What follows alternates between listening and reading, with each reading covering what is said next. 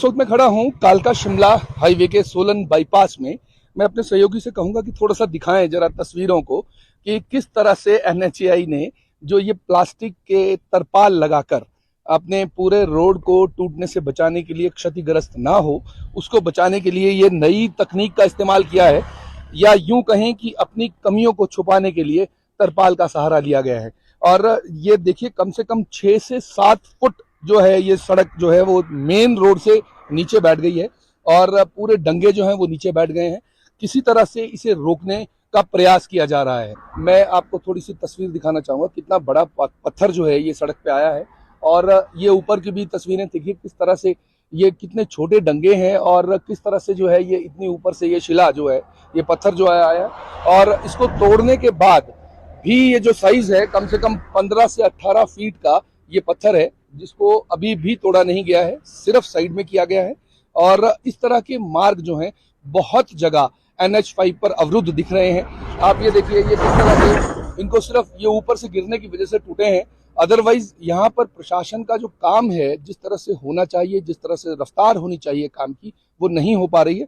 क्योंकि अगर इस तरह से सिर्फ हटा दिया जाएगा और रोड में आवाजाही नहीं होगी तो खाना पीने की समस्या है, लोगों को सामान की समस्या है, इस तरह की समस्याएं जो है वो आम जनता को लगातार आ रही हैं। ये सोलन के बाईपास की तस्वीरें हैं जहां पर ट्रक्स जो खड़े हैं लगातार खड़े हैं, क्योंकि यहाँ पर आवाजाही के लिए सुगम रास्तों की अभी सुविधा नहीं हो पा रही है। उसकी वजह से बहुत सा बागवानों को बहुत नुकसान हो रहा है।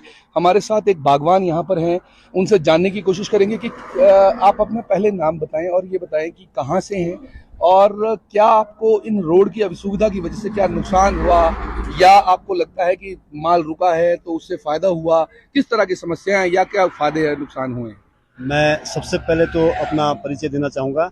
चौपाल से बिलोंग करता हूँ, रविंद्र ठाकुर जी।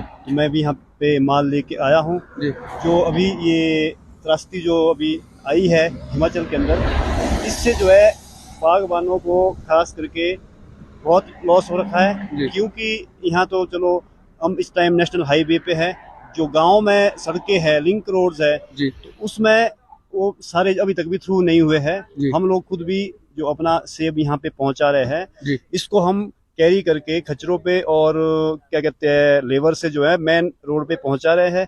तो इसको हम कैरी करके खच्चरों पे और क्या कहते हैं लेबर से जो है मेन रोड पे पहुंचा रहे हैं। तो 3 दिन के मतलब पीरियड में जो है माल यहाँ पहुंच रहा है हमारा। अच्छा, क्या उससे आपके जो रेट्स पहले आते थे, जो हर साल आप जितना की बिक्री करते थे, उसमें और आज के रेट्स में, क्योंकि आपकी अब लदान भी बढ़ गया, आपके लाने का समय भी बढ़ गया, तुड़ाई का भी मुश्किल हो गई, ढुलान भी मुश्किल हो गया, उसकी वजह से क्या बागवान को फाइनेंशियली लॉस हुआ, या उस तरह के रेट जिस तरह के मिलने चाहिए थे, क्योंकि इतना कष्ट सहने के बाद अगर इतना पहुंचाने यहाँ पे पहुंचाया तो क्या उचित मूल्य मिल रहा है?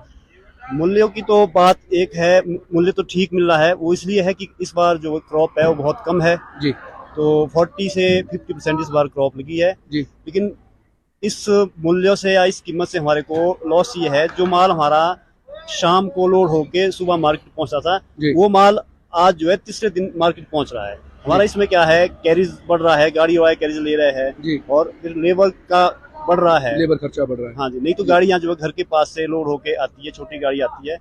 तो इससे मैं नहीं चाहता हूँ कि मतलब या माल रुक के जो है हमारे को रेट मिल रहा है। रेट तो इस बार ये तो नेचुरल मिलना ही था, क्योंकि क्रॉप नहीं है जी। आगे माल की खपत ज्यादा है और यहाँ पे माल कम है, तो ये चीज है। तो आपने देखा कि कहीं ना कहीं बागवान को भले ही रेट अच्छा मिल रहा है, परंतु जिस हिसाब से क्रॉप होनी चाहिए थी वो नहीं हुई।